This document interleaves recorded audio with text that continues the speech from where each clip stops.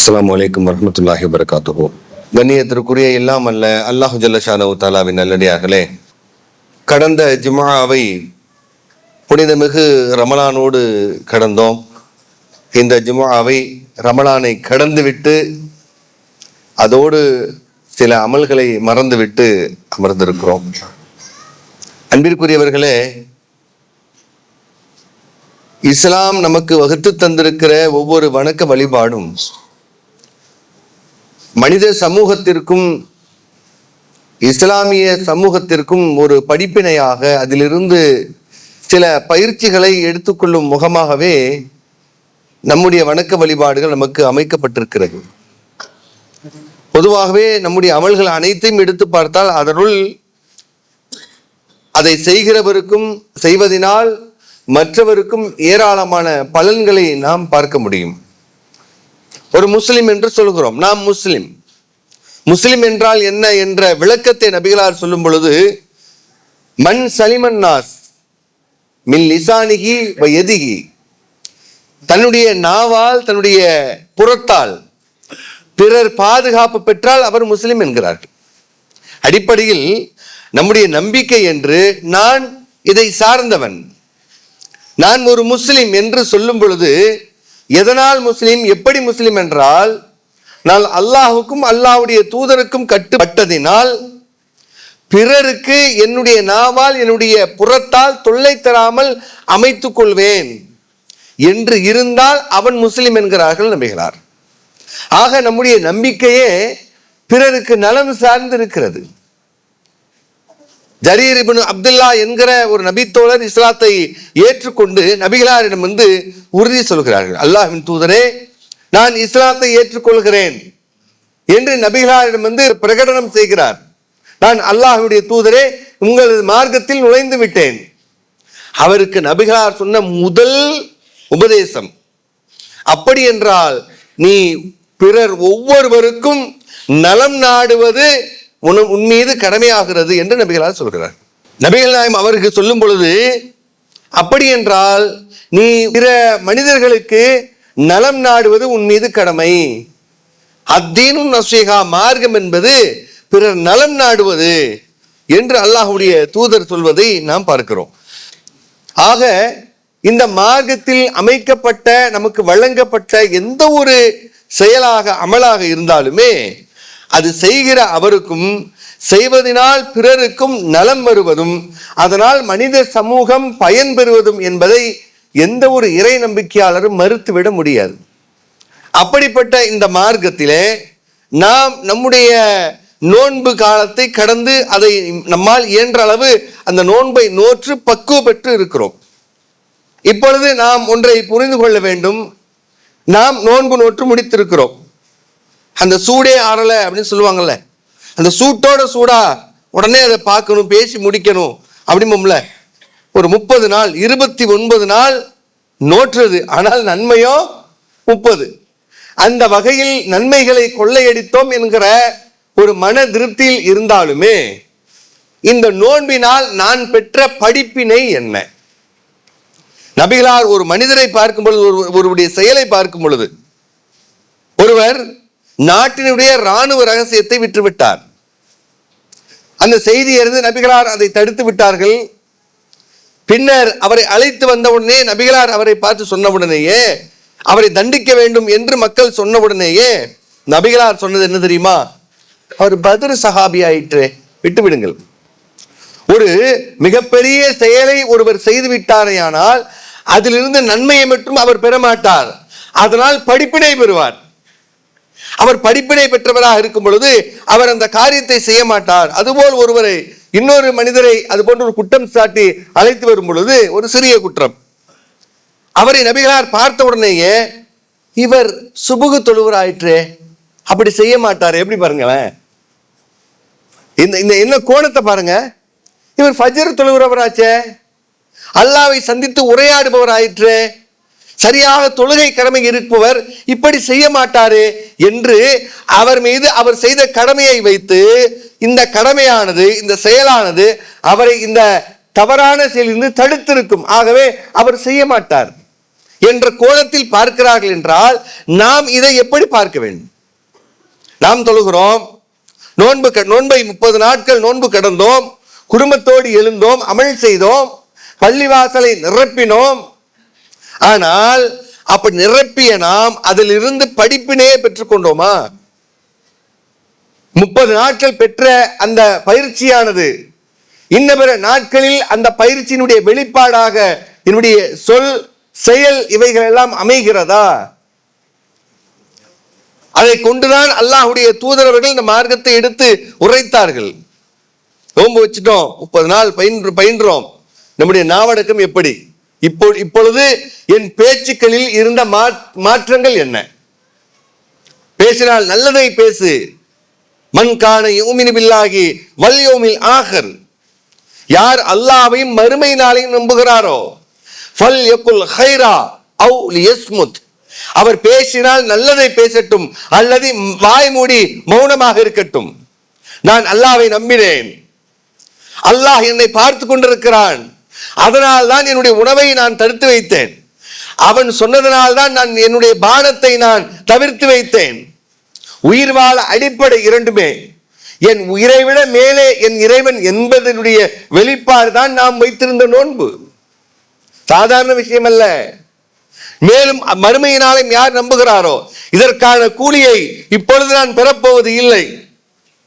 மறைமுகமாக இறைவன் தந்திருந்தாலும் நேரடியாக எனக்கு தெரிந்து நோன்பாளி அல்லாஹ் அழைத்து நோன்பாளிக்கு நானே பரிசு தருவேன் என்று அல்லாஹ் சொன்னதற்கு இணங்க நான் நோன்பு நோற்றேன். ஆக அல்லாஹ்வையும் மறுமை நாளையும் நம்பியதினால் நான் நோன்பு நோற்றேன். ஃபல் யகுல் கைரா, பேசினால் நல்லதை பேசு, இல்லையே வாய் மூடி மௌனமாக இரு என்றார்கள். அதை நான் கடைபிடித்தேன், நல்லதை பேசினேன். யாரும் என்னிடம் வம்புக்கு வந்தாலும் கூட அதை விளக்கி கொண்டு, இல்லை நபிகளார் வேண்டாம் சண்டைக்கு செல்லாது என்றார்கள். நான் நோன்பாளி என்று இருமுறை சொல்ல சொன்னார்கள். ஆகவே நான் அனாவசிய செயல்களில் பேச்சுக்களில் ஈடுபடவில்லை. அதோடு முடிந்து விட்டதா? அல்லாஹ்வை மறுமை நாளில் நம்பியவர் பேசினால் நல்லதை பேசு அல்லது வாய்மூடி மௌனமாக இரு என்று சொன்னது 29 நாட்களுக்கு தான் நம்பிக்கையா? நான் வாழ்நாள் முழுவதும் எனக்கு நம்பிக்கையில் அது உள்ளே இருக்கிறதா? பயிற்சி எடுத்தேன், இன்றைக்கு அதை வெளிப்படுத்திக் கொண்டிருக்கிறோமா? செயல்படுத்திக் கொண்டிருக்கிறோமா? பெரும்பாலும் அந்த நாட்களை கடந்ததோடு முடிஞ்சிருச்சு. பள்ளிவாசல் நிரப்பணும், அடுத்த வக்துக்கு, அடுத்த நாள் சுபுகுக்கு, அடுத்த நாள் லுஹர் அசருக்கு, இல்லையே அவ்வளவுதான். வருடம் இதை பற்றி பேசப்படும். நோன்பு வருவதற்கு முன்பதாக அதை பற்றி பேசப்படும். நோன்பு காலம் கழிந்த பிறகு இதே போன்று யாரேனும் ஒருவர் நினைவுபடுத்துவார். கேட்கத்தான் செய்கிறோம், ஆனால் அது நம்மிடம் செயலில் அமைவது இல்லை. ஆனால் நம்முடைய செயல்கள் என்றைக்குமே சீராக இருக்க வேண்டும் என்றால் நாம் நம்முடைய இறைவனோடு தொடர்போடு இருக்க வேண்டும். அதுதான் ஒரு முஸ்லிமுக்கான இலக்கணமாக அமையும். நபிகள் பெருமானார் அவர்களுடைய குணங்களை அல்லாஹ் ரப்பல் ஆலமீன் சிலாகித்து சொல்வதற்கான காரணம் என்ன? அல்லாஹ்வுடைய நினைவில் திளைத்திருந்தார்கள். அவருடைய குணங்கள் எப்படி சொல்லவே வேண்டாம். இன்னக லஅலா ஹுலுகின் அலீம், நபியே நற்குணங்களின் மீது இருக்கிறேன். நற்குணம் உனக்கு இருக்குன்னு சொல்லல, நற்குணங்களின் மீது நீர் இருக்கிறேன். வரஃபஅனா லக ஸிக்ரன், உமது பெயரை நாம் உயர்த்தி வைத்தோம். காரணம் என்ன? அவருடைய நினைவு, அல்லாஹ்வுடைய நினைவு. அப்படி என்றால் நாம் நம்முடைய தாகித்திருந்தோம், பசித்திருந்தோம், அந்த நேரத்தில் இறைவனை நினைக்க வேண்டும். இறைவனை நினைத்து யாரும் நம்முடைய காதில் வந்து சொல்லவில்லை, அல்லாஹ் உன்னை பார்த்து கொண்டிருக்கிறான், சாப்பிடாதே என்று நம்முடைய நினைவூட்டலுக்கு யாரையும் வைத்திருக்கவில்லை. ஏன்? ஒருவன் ரத்தத்திலே ஓடிக்கொண்டிருக்கிறான், அவனே ஜெயித்து இருந்தோமா இல்லையா? 1 மாத காலம் அவன் பசிக்கிறது என்று தூண்டினாலும் ஓடா, அவனை பட்டினி போட்டோம். நாம் மட்டும் பட்டினியாக இல்லை, நம்மிடம் இருக்கிற இன்ன ஷைத்தான எஜ்ரிமினல் இன்சானி மஜ்ரத்தமி, ஒவ்வொரு மனிதனுடைய இரத்த நாளங்களிலும் ஷைத்தான் ஓடுகிறான். அப்படிப்பட்ட ஷைத்தானுக்கு பட்டினி போட்டோம். ஆனால் அடுத்து ரமலானை கடந்த அடுத்து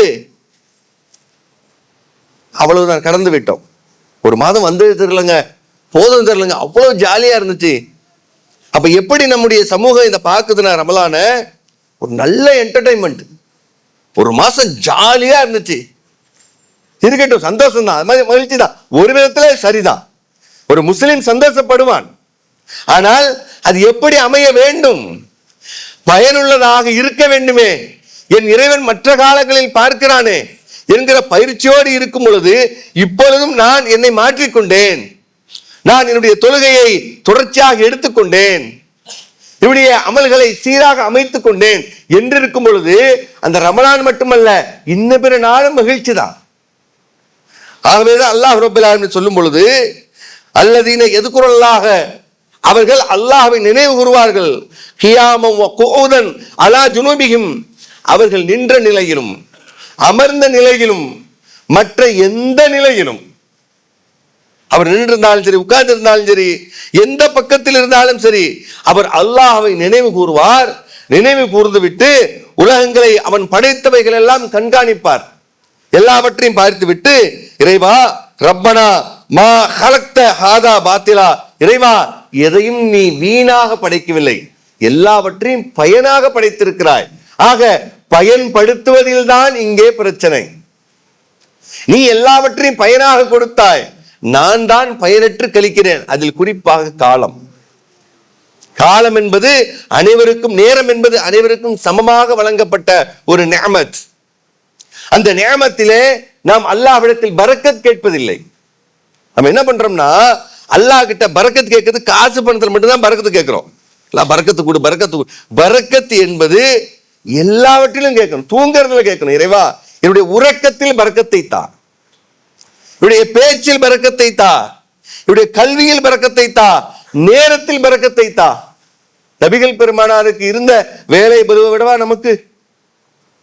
ஆனா அவங்களுக்கு பரக்கத்தா நேரம் இருந்துச்சே, நமக்கு நேரமே இல்லை, டைம் இல்லை, டைம் இல்லைன்னு சொல்றோம். ஆனா உட்கார்ந்து யோசனை பண்ணி பாருங்க, அதுல பெரும்பாலும் வீணா கழிச்சதுதான் நம்முடைய நேரம். அப்ப அல்லாஹ் ரப்பல் ஆலமீனை பார்த்து, அல்லாஹ் ரப்பல் ஆலமீன் நம்மை பார்த்து சொல்கிறான், இறை நம்பிக்கையாளர்கள் அவனுடைய படைப்பை எல்லாம் பார்த்து விட்டு சொல்வார்கள், இறைவா நீ வீணாக எதையும் படைக்கவில்லை, எல்லாத்தையும் பயனாக தான் படைச்சிருக்கிற. அப்ப என்ன பண்ற, நான் தான் பயனற்று அதை கழித்துக் கொள்கிறேன் என்று சொல்லிவிட்டு, சுபஹானக்க, இறைவா நீ தூய்மையானவன், ஃபக்கினா அதா பண்ணார், என்னை வேதனையில் இருந்து எங்களை பாதுகாப்பாயாக என்று இறை நம்பிக்கையாளர்கள் கூறுவார்கள் என்று குர்ஆன் சொல்கிறது. அந்த வகையிலே நாம் நம்முடைய அமல்களை, இன்ன பிற நாக தொழுகை என்பது குறிப்பாக தொழுகை, குழந்தைகளை அழைத்து வந்தோம், மனைவிமார்களை அழைத்து வந்தோம், தாய்மார்களை, சகோதரிகளை பள்ளிக்கு அழைத்து வந்தோம். இப்பொழுது குறைந்தபட்சம் வாரத்திற்கு 2 முறை பள்ளிக்கு அழைத்து வருவோம், ஒரு 3 முறை, ஏதோ ஒரு நாட்களில் ஒரு நாள் இலகுவாக இருக்கும் பொழுது அந்த நேரத்தில் பள்ளிக்கு வரும். பள்ளி தொடர்போடு இருக்க வேண்டும். நபிகளார் ஒரு போருக்கு சென்று வந்தாலும் சரி, அல்லது வெளியூர் பயணம் சென்று வந்தாலும் சரி, அவருடைய முதல் காலடி அவருடைய வீட்டுக்கு வருவதற்கு முன்னால் பள்ளிக்குள் வந்து பள்ளியில் 2 ரக்காத் தொழுது விட்டுத்தான் வீட்டுக்கு செல்வதாக நாம் செய்திகளில் பார்க்கிறோம். பள்ளி தொடர்போடு இருக்க வேண்டும். அதனால் பயன் யாருக்குன்னா, இந்த பள்ளிக்கு இல்ல, நமக்குத்தான் பயன். அதை விட்டு நம்ம என்ன செய்யறோம், அதோட முடிஞ்சிருச்சு, ஒரு மாசம் வந்தோம், ஜாலியா ஒரு 30 நாள் போனது தெரியல, அவ்வளவுதான். போனது தெரியல அப்படின்னா நீங்க அமல் செஞ்சதே தெரியாம போனாலும் போயிட போகுது. அல்லாஹ் பாதுகாக்கணும். அப்படித்தான் இன்னைக்கு பெரும்பாலும் இஸ்லாமிய சமூகங்கள் இருக்கின்றன. பள்ளியை நிரப்பிய நாம் அதோடு முடிஞ்சிருச்சு. மற்ற நாட்கள்ல வாங்க பள்ளிக்கு வாருங்கள், வருகை தருங்க. ஐவேளை தொழுகையை வீட்டில் இருக்கக்கூடிய அனைவரையும் தொழுகைக்கு தூண்டுங்கள். குழந்தைகள் இதோ விடுமுறையை எட்ட ஆரம்பித்து விட்டது, பள்ளிக்கு குழந்தைகளை அழைத்து வந்து அவர்களை தொழச் செய்யுங்கள். நபிகள் பெருமானார் அவங்க இரவு நேரத்தில் தொழும் பொழுது இப்னு அப்பாஸ் என்ன செய்யறாங்க, அவரா எந்திரிச்சு வந்து ஆர்வமாக நபிகள் நாயகத்துடைய இடது பக்கம் நின்னாங்க. நபிகள் நாயகம் அப்படியே கையாளத்திற்கு கொண்டு வந்து இப்படி வலது பக்கம் நிக்க வச்சாங்க. அப்படிங்கிற செய்தியெல்லாம் நம்ம எவ்வளவு தூரம் கேட்டிருப்போம். அப்ப குழந்தைகள் எந்த அளவுக்கு தொழுவதற்கு ஆர்வம் ஊட்டியதுன்னு நம்ம பார்க்கலாம். அதுபோல வீட்டில் இருக்கக்கூடிய அனைவரையுமே பள்ளி தொடர்போடு, பள்ளிக்கு எங்க இருந்தாலும் பள்ளியோட வர்றது, எந்த ஒரு கால அட்டவணை இருக்கக்கூடிய ஒரு சமுதாயம். எல்லாரும் சொல்றாங்க ஷெட்யூல் போடணும், இன்னைக்கு தான் அந்த வார்த்தை உபயோகம் இருக்கிறது. ஆனால் இஸ்லாமியர்களுக்கு எப்படி 1400 ஆண்டுகளுக்கு முன்னதாகவே அட்டவணை இட்டு வாழ்கிற ஒரு சமூகம்னா நம்ம தான். ஒவ்வொரு நாளும் நமக்கு அட்டவணைப்படுத்தப்பட்டு விடுது, நம்முடைய கால அட்டவணை. இன்ன சொலாத்த கானத்த அலல் முஃமினீன கிதாபம் மௌகூத்தா. தொழுகை என்பது இறை நம்பிக்கையாளர்களுக்கு நேரம் குறிக்கப்பட்ட கடமை. அந்த நேரமானது இயற்கையை ஒட்டியே இருக்கும். என் இஷ்டத்துக்கு கூட அது இல்லை. உலகத்தோடு சேர்ந்து, உலகத்தினுடைய சீதோஷ நிலைக்கு சேர்ந்து, பருவநிலைக்கு தகுந்தார் போல் சூரியனுடைய ஓட்டத்தை வைத்து இயற்கையோடு ஒன்று என்னுடைய கால அட்டவணை அல்லாஹ் எனக்கு தந்திருக்கிறான் என்றால் எந்த அளவிற்கு அல்லாஹ் ரப்பல் ஆலமீன் நம்முடைய வாழ்க்கையை திட்டமிட்டு வகுத்து தந்திருக்கிறான். ஒரு திட்டமிடல் தானங்க. எந்த ஒரு மாணவரை கேளுங்க, இப்ப பரீட்சைக்கு போவாங்க, அட்டவணைப்படுத்து, காலையில இப்படி எந்திரிக்கணும், இவ்வளவு நேரம் படிக்கணும், அதுக்கப்புறம் படிக்காம கொஞ்சம் ரெஸ்ட் எடுக்கணும், அப்புறம் மைண்ட் டைவர்ட் பண்ணணும், திரும்ப எடுத்து படிக்கணும், அட்டவணைப்படுத்தி கொடுக்குறாங்க. அது கிட்டத்தட்ட எப்படி இருக்கும், அப்படியே ஃபஜ்ர் தொழுகை தான் ஸ்டார்ட் ஆகும். நைட்டு இந்த நேரத்துக்கு அப்புறம் படுத்து தூங்கிடு, எந்திரிக்காத, அப்பதான் படிச்சது மெமரியில இருக்கும், கண்ணு முழிச்சு படிக்காத. ரசூலுல்லாஹ் சொல்றாங்க, இசா தொழுகைக்கு பிறகாக வீணான பேச்சுக்களில் நீங்கள் ஈடுபட வேண்டாம் அவைகள் சொல்றாங்க. அப்ப அட்டவணைப்படுத்தப்பட்ட சமூகமாக நாம் இருக்கும் பொழுது அதை அலட்சியப்படுத்துகிற முகமாக நம்முடைய வாழ்க்கையை அமைத்துக் கொண்டால் நஷ்டம் என்னவோ இஸ்லாத்திற்கல்ல, நமக்கு தான். ஆகவே நாம் எடுத்துக்கொண்ட இந்த 1 மாத கால பயிற்சி என்பது கொஞ்சம் அசை போட்டு அமர்ந்து நாம் இப்படி இருந்தோம், எப்படி எவ்வளவு சந்தோஷமா இருந்துச்சு, நமக்குள் ஒரு பூரிப்பு இருந்தது. நாம் வீணான காரியங்களை விட்டு விலகினோம், நல்லவற்றுள் அதிகமாக ஈடுபட்டோம், அல்லாஹ்வுடைய தொடர்பிலே இருந்தோம், எவ்வளவு ஒரு மனதிற்குள் மகிழ்ச்சியாக இருந்தது. அப்போ அல்லதீன ஆமனு வ தத்மஇன்னு குலூபுஹும் பிதிக்ரில்லாஹ் அலா பிதிக்ரில்லாஹி வ தத்மஇன்னுல் குலூப். அவர்கள் ஈமான் கொண்டவருடைய உள்ளங்கள் அல்லாஹ்வுடைய நினைவால் அமைதி பெறுகின்றன, நிம்மதி பெறுகின்றன. அறிந்து கொள்ளுங்கள், அல்லாஹ்வுடைய நினைவுதான் உங்களுக்கு அமைதியையும் நிம்மதியை தரும் என்கிற அந்த வசனத்தை அப்படியே அனுபவித்தோமா இல்லையா? இன்ன பிற காலத்திற்கு வேண்டாமா? ஆகவே நாம் சற்று அமர்ந்து குடும்பத்தோடு உட்கார்ந்து பேசி நாம் இவ்வாறு நம்முடைய அமல்களை அமைத்துக் கொள்ள வேண்டும்.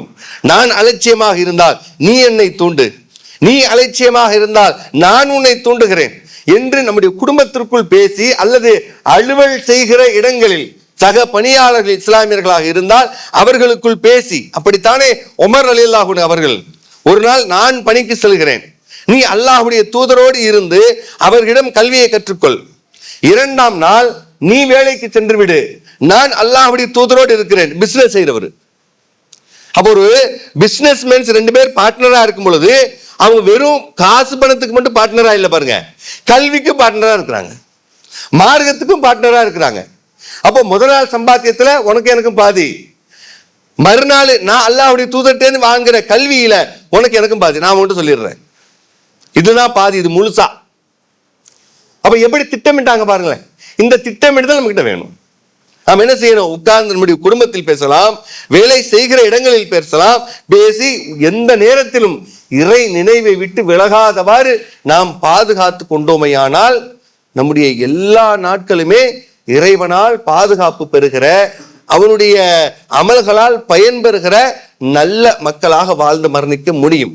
அதற்காகத்தான் இந்த 1 மாத கால பயிற்சி. அதனுடைய அடிப்படையே அல்லாஹ் ரப்பல் ஆலமீன் சொன்னது லஅல்லக்கும் தத்தகூன், நீங்கள் இறையச்சவாதிகளாக இருக்க வேண்டும் என்பதற்காக. ஒரே வார்த்தையில் அல்லாஹ் நோன்பினுடைய அர்த்தங்களை அப்படியே பிழிந்து கொடுத்து விட்டான்.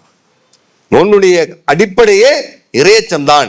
இறையச்சம் இருந்துவிட்டால் வாழ்க்கையினுடைய அனைத்து அம்சங்களும் சீராக அமைந்துவிடும் என்பதை அல்லாஹ் ரப்பல் ஆலமீன் நமக்கு சொல்லி இருக்க, அதை போன்று நோன்பு காலத்தில் என்ன நாம் பாடம் பயின்றோமோ அந்த பாடத்தை இன்ன பிற நாட்களிலும் அப்படியே தொடர்ச்சியாக வாழ்வில் அமைத்து கொண்டு எல்லா நாட்களிலும் இறைவனுடைய நினைவில் இருந்து விலகாத மக்களாக அல்லாஹ் ரப்பல் ஆலமீன் நம் அனைவரையும் ஆக்கியருள் புரிவானார்.